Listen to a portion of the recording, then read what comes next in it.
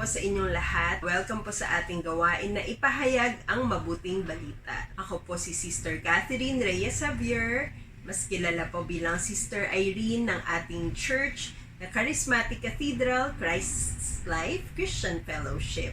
Tayo po'y muling nag-imbita sa isa sa ating mga kapatid sa Panginoon upang ma-share ang kanyang experience bilang nakakilala po sa Diyos at kasama niya ang Panginoon sa matagal na panahon na. Actually po, ang kapatid na ito ay hindi lang kapatid ko sa spirito, kundi kapatid po sa laman. Tunay nga po na nakita ko at na experience na nagkasama po kami sa paglilingkod sa Panginoon at sa pag-share ng kanyang banal na salita. Siya ay isa rin sa mga workers ng aming church at talagang masigasig na naghahayag ng salita ng Diyos kahit sa kanyang mga nakakausap. Without further ado po, let me call on my sister in Christ, Sister Raquel Reyes Tablante. Yan. Good afternoon po, good morning, good afternoon. Tama ba? Oo. Kasi kahit anong oras pwede nila ito mapanood. Amen. Praise God. Hello, Sister Kel. Yes, Ayan. ako po si Sister Raquel. Ayan. So, mas sanay po kaming tawagin siya na Sister Kel. Shortcut for her name, Raquel. Ayan. Kasi nga po talagang kami lumaki na talagang yung ginaid po kami na aming mga magulang sa word ni God, and yun nga, makasunod lagi sa word ni God. And welcome, Sister Kel, sa gawaing ito. I'm very glad and thankful na pinaunlakan mo ang aking imbitasyon na makapag-share. Kasi ikaw yung isa sa mga taong nakikita ko na talagang ginagamit ni Lord para makapag-share ng Word of God. Pero, kamusta ka na muna? Mamaya ka na umiyak, ha? Kasi parang iiyak na siya. Anong mga pinagkakaabalahan mo ngayon? Sa ngayon po, ako ay nag-retire na sa trabaho ko bilang banker. Dati po ako ay nagtatrabaho sa bangko for 17 years. Tapos po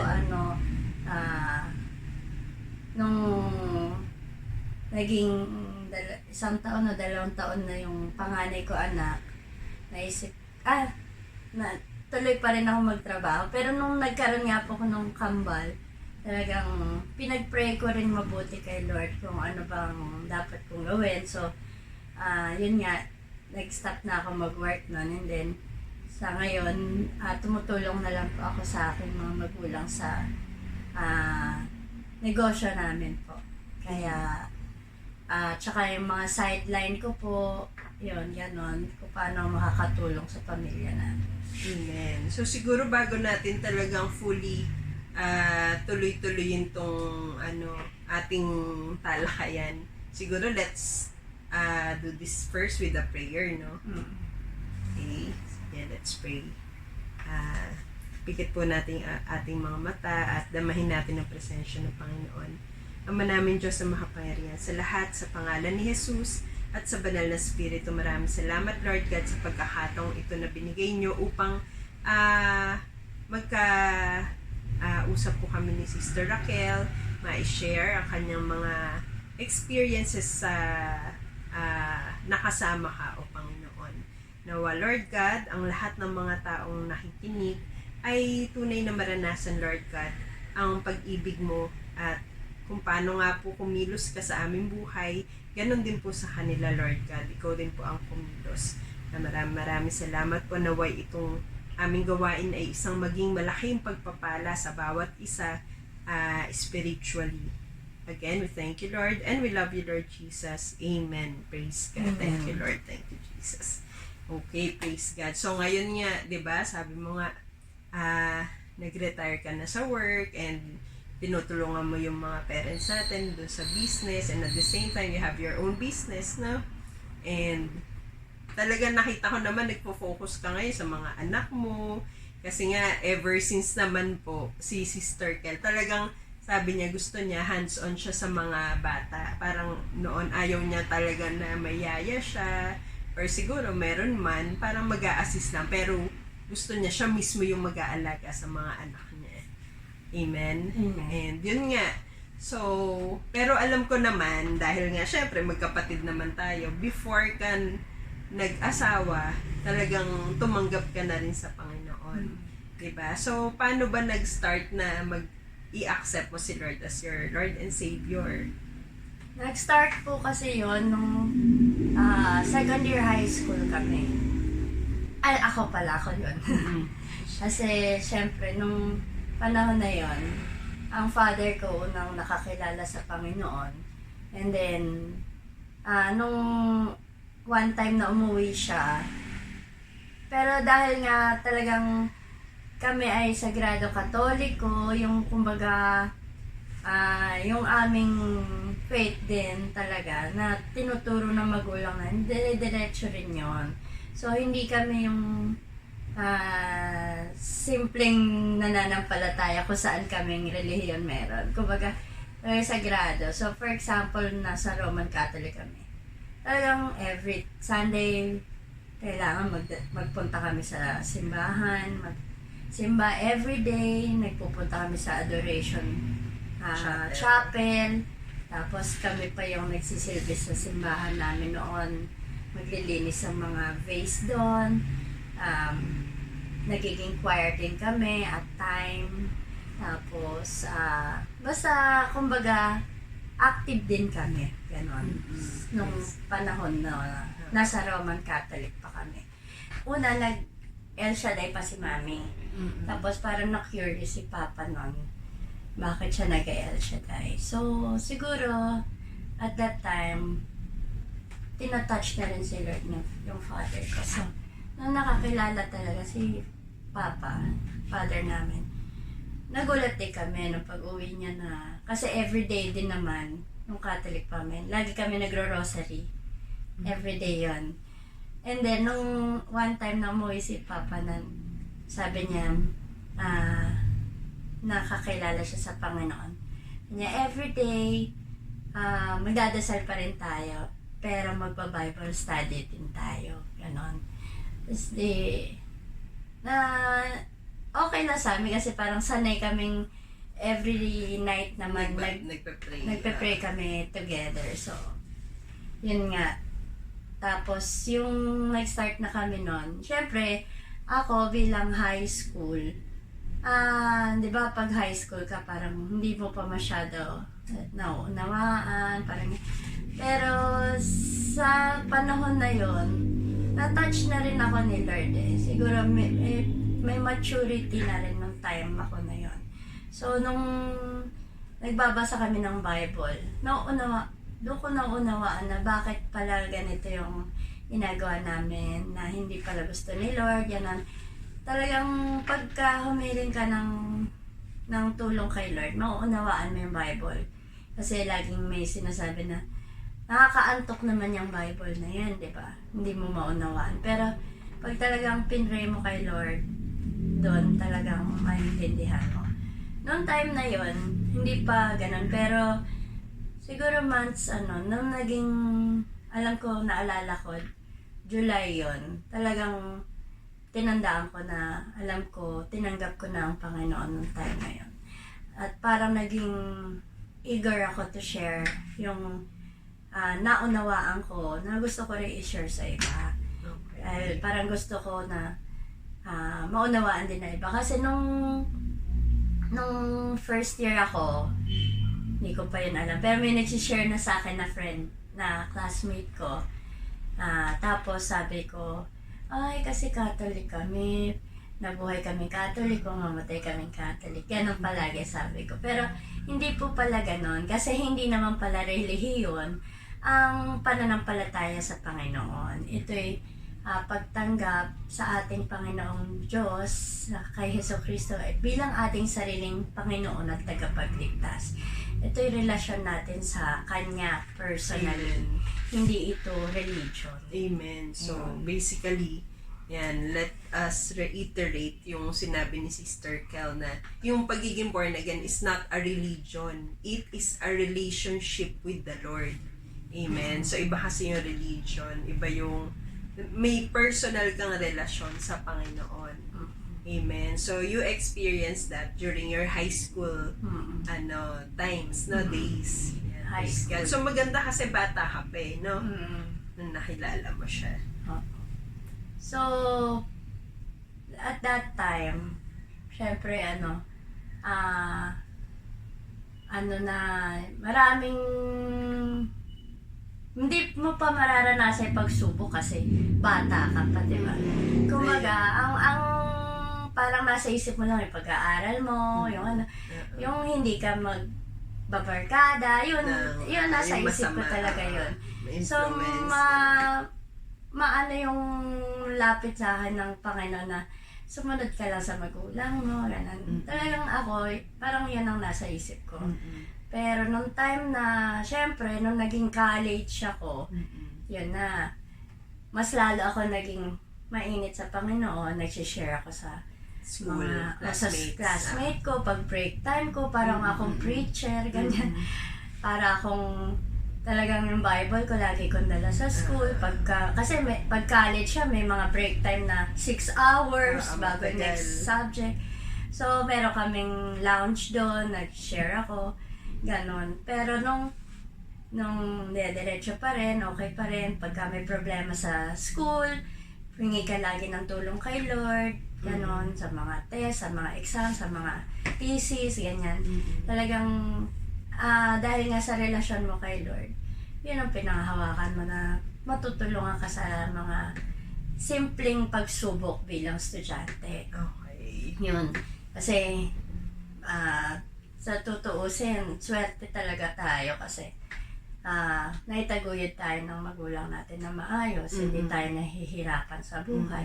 Talagang blessed kami. Stable. Oo, stable. Somehow. Kaya salamat sa Panginoon dahil yun nga ang binigay niya sa aking buhay. Pero nung syempre start yun na, nakagraduate ka na, may pagsubok na naman.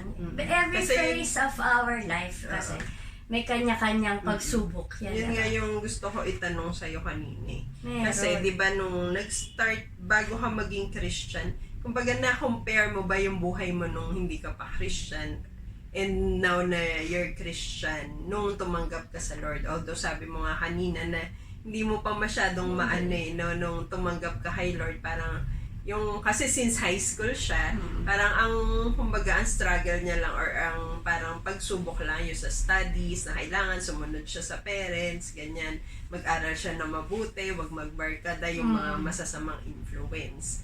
Pero as time goes by, mas bumibigat ba yung pagsubok? Oo, syempre. Tsaka mas bumibigat dahil lumalabas ka na sa outside world. Yun. So, nung lumabas na sa outside world, syempre, mas exposed kasi exposed na kami. So, kaya nga yun ang kinatatakot lagi ng magulang, di ba? Na pag nasa labas na, mas ma-expose ka sa masasama, ganyan. Hindi ko dinideny sa sarili ko na may mga pagsubok na dumating sa akin. Diba? Kahit nung dalaga pa ako.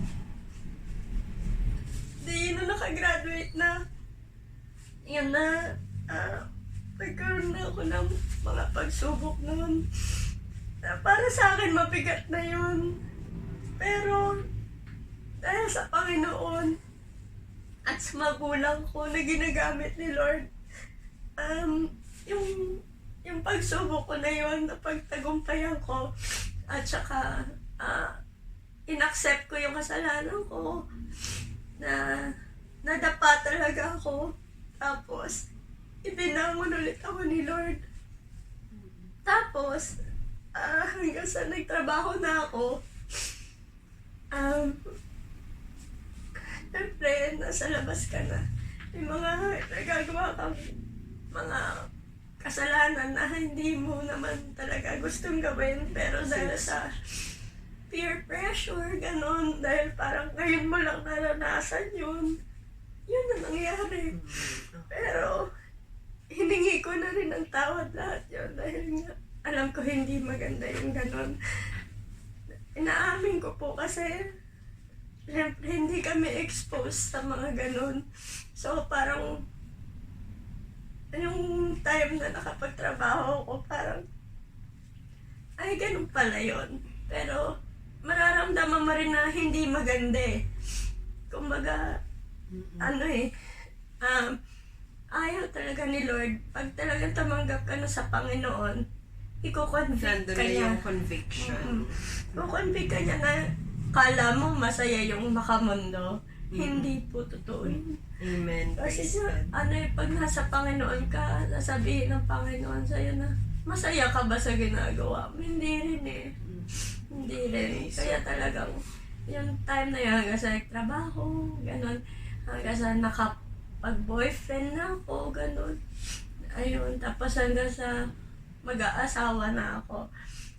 Although, syempre, pati pag-aasawa, pagsubok din yun bago nagkaroon ng asawa. Bago ako mag-asawa, nagkasakit ako. Yun nga yung rheumatoid arthritis. At saka nung time na yun, wala sila mami dito sa Pilipinas. Sa US sila. So, yun, matinding pagsubok din sa akin yun. Kasi, di ba mahirap pag may sakit ka tas wala yung magulang mo? Eh kami pa naman pag may sakit kami, mami, ganun. Wala akong mami noon, nasa Amerika sila. Kaya ate ay. Kasi lagi kami magkatabi. Pag may problema ako, siya rin lagi tinatawagan ko. Buti, Christian nga kami lahat. So, ang payo niya, mag-pray kay Lord. So, salamat talaga sa Panginoon kasi nga, lahat kami, parang ginamit lahat ng Panginoon para magpalakas sa isa't isa. So, nung time na yon, nung una ko maranasan yung rheumatoid ko, hindi ako makahinga, hindi ako makakilos. Pero dahil alam ko, dahil sa tulong ng Panginoon, nung pinag-pray over ako ni ate ay, nung gabi yata yun naman, naalis yung masakit. Kaya tapos, sabi niya, siguro kailangan mo na magpa-check up, sabi niya. Tapos, parang, nung kinabukasan, pa-check up ako, doon ko nalaman na, hindi pa rin nalaman kasi may test pa. Tapos nung dumating, nag-office pa rin ako, ganun. Nung nasa office ako, inatake na naman ako na hindi ko maigalaw yung katawan ko. Dinala ako sa emergency sa Makati Med. Tapos, nag-pray lang din ako. Hindi rin agad naman na-detect sa Makati Med. Siguro pinainom lang ako ng pain reliever. Tapos yun, tapos hanggang sa, nung lumabas yung result sa perpetual, sabi meron ako rheumatoid arthritis. Yun yung autoimmune disease na hereditary daw, sa dugo daw yun. Pero hindi rin naman lalabas yon kung hindi bumababa yung immune system. So, ibig sabihin, talagang bumagsak yung immune system ko nung time na yon. Kaya, nag-trigger yung sakit na yun. Kapatid din yun ng mga lupus, ganon. So, yun. Kaya nandito na sila mami noon, no? Nung mag-aasawa naman na may pagsubok na naman dumating doon. Kasi, yun eh, yung nagpe-prepare kami nun sa kasal, nanakawan ako. Nanakawan ako ng buong bag ko. Na nandun lahat ng pangdahon, yung pera, passport, lahat ng cellphone. Lahat talaga. As in, importante nandun. Bahay, susi. Grabe yung pagsubok, no? Tapos pray lang ako. Tapos sabi ko pa nga, lagi ko sinasabi, ayoko na ituloy yung kasal. Ganon.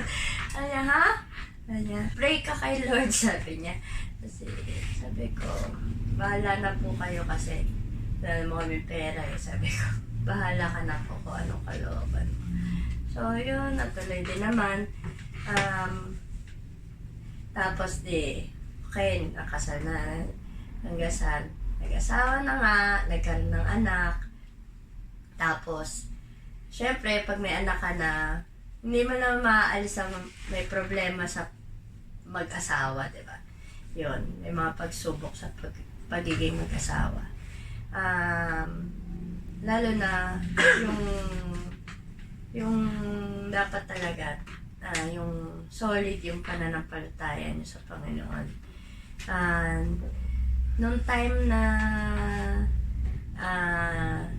nagkaanak pa ako ulit ng kambal, yun, tapos wala na akong trabaho, mas parang may mga pagsubok na mas mahirap na syempre pagka sarili mo na yan kayong mag-asawa. So, may time hindi kami nagkakaunawaan, pero si Lord pa rin ang alam ko kumikilos sa amin para hindi kami tuluyang maghiwalay. Kasi nga, syempre may mga pagsubok na parang gusto mo na give up sa pagiging may asawa ka or ganon. Yun. Pero sa tulong ng mga salita ng Diyos sa araw-araw, sa mga pagbubulay na naririnig natin, sa pagbabasa ng salita ng Diyos, at yung napakaganda kasi nung simula nga nung bata kami, share ko lang na talagang yung mga bata pa kami, talagang ang mami namin, talagang inaano kami na magbasa kayo bago pray kayo bago kayo. Pagising pa lang, sipag ng mami ko, papasok sa kwarto, nag-pray na ba kayo? Nag-Bible na ba kayo? Talagang ganon. So, bilang bata, ano ba yan? Paulit-ulit. Pero, masaya ako na yun ang nagkagisnan ko kasi tumitimo sa puso't isip ko yung mga salita ng Diyos. Yun ang makakapag-guide sa atin sa pamumuhay natin. So, sa ngayon, ganun pa rin nga nangyayari sa pagising ko. Lord, salamat po sa salita mo. Tapos hahanapin ko agad yung cellphone ko para makapakinig ako ng pagbubulay, ganun. Tapos i-check ko si nag-Bible ka, nag-pray ka na ba? Ganyan. Tapos hanggang sa gigising ko na yung kambal, pray mo na kayo, ligo na kayo, yan, tali-diretso. Parang silang plaka kung sasabihin. Pero sa isip ko, gano'n na nakagisnan ko, na nakatulong na malaki sa akin, gano'n din gagawin ko sa mga anak ko. Amen. Kasi pagka alam kong lagi nilang naririnig, matutuloy-tuloy din nila. Kaya, papasalamat ako kay Lord dahil nga po, ginamit ng Panginoon ang mga magulang ko hanggang sa ngayon, kahit may asawa na, may anak na ako, patuloy pa rin silang ginagamit ng Panginoon para tulungan ako sa aking pananampalataya na lumakas at mapagtagumpayan lahat ng pagsubok sa tulong ng Panginoon. Amen. Praise God. Okay, praise God. So, napakaganda ng sharing mo, Sister Kel, no? Actually, dun kung nakinig po tayo, talagang at an early age, naging Christian na siya. And sa umpisa, yun, hindi niya pa masyadong kumbaga, life goes on, sumunod lang siya, nakita niya yung kabutihan ni Lord, nakita niya yung importance ng Word of God. Pero along the way, so dito makikita natin bilang Christian, it's not always bed of roses, yung laging masaya lang. So you will experience hardship din. And you will encounter mga trials and temptations. And yun nga, sabi niya nga, nung parang lumabas na siya sa outside world, mas maraming temptations, mas maraming trials, and siguro for a time nagkamali siya, nadapa siya. But what's good here, the good thing here is napakabuti ni Lord dahil hindi kanya pababayaan, hindi kanya sasabihin bahala ka dyan, di ba? Kung hindi, binabangon ka ulit You just need to accept your mistakes, and you have to repent. Bumalik ka sa Panginoon. Hindi yung yung parang ano ka na, ay ayoko na lumapit, nahihiya na ako kay Lord. Hindi yung pride mo, wag mong iralin dito, kundi yung pagpapakumbaba nandoon. And because of that, nanumbalik siya kay Lord, naghingi siya ng sorry, and praise God kasi patuloy siyang tinutuwid. Amen. And until now, and yun nga, totoo po yun, dahil aming parents are talagang sa Word of God, especially our mom, every day talaga, lagi kaming kung nagbasahan na kaming Bible. She checked on us every day kung nagagawa namin yon, kasi she knows na yun yung magiging guidance namin. Kahit nasan kami, di man kami nila nakikita, alam nila si Lord kasama namin. And yun nga, until now, nakakatuwa kasi na-pass on na ni Sister Kel sa kanyang mga anak. Kumbaga, yung ginawa sa amin na aming mga magulang, ngayong ginagawa na niya sa mga anak niya. Although it's still on process, di ba? Mahirap, di ba? Kasi, syempre, hindi mo nga alam eh. So, talagang ang nagiging guidance niya is si Lord. Si Lord yung talagang pinagkakatiwalaan niya na, Lord, itong ginagawa ko para sa'yo. And yun nga, gusto niya, yung mga anak niya, talagang yung presence ni God laging nandun. Amen. Kasi mahirap kasi hindi naman natin sila nakakasama 24/7. Yes. Lalo na si El kasi naglalakad-lakad siya. Ganun. Kaya, El, anong message ngayon? Masagot naman siya. Sabi ko, I thank you Lord kasi nakakinig siya. Kasi actually ko ako tatanungin mo, nakakalimutan ko na yun. Sure, naalala niya pa. Oo, alam niya. Kaya natutuwa naman ako. And maganda kasi nai-instill sa mind nila, di ba? Sabi ko, kasi, anong message? Sasabihin niya, ayun, natutuwa ako. Kaya sabi ko, at least, kung natatandaan niya sa 1 oras na nakalipas o 2 oras na pagtatanong ko sa kanya, nasa mind niya na yun. So, sabi ko, Lord, gamitin mo yung salta na yun. All throughout the day niya. Application, di ba? So, Ayan, kumbaga hindi lang natin alam, kundi na-apply din natin sa buhay natin. Tapos yung kambal naman, pag hindi ko napaalalahanan, natutuwa naman ako. Kasi pag papapunta namin ng school, ako kasi nagpe-pray ako pag nasa kotse namin papunta sa school.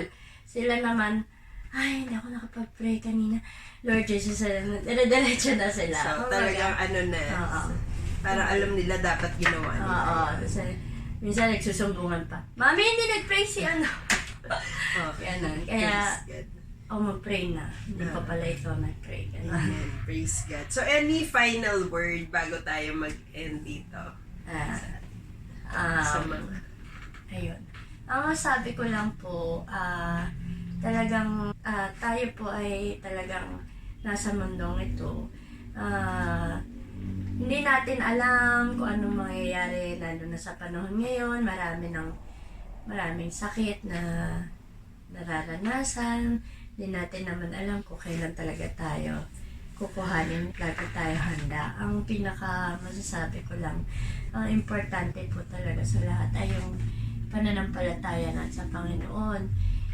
Hindi po, ayaw ko po ipagyabang na sabihin kong Christian ako. Pero, yun po ang talagang gusto kong i-share sa lahat na nasa Bible na wala naman po tayong magagawa kung tayo hiwalay sa Panginoon. Kaya, sabi nga po, hindi tayo makakapunta sa Ama kung hindi sa pamagitan ng ating Panginoong Jesus.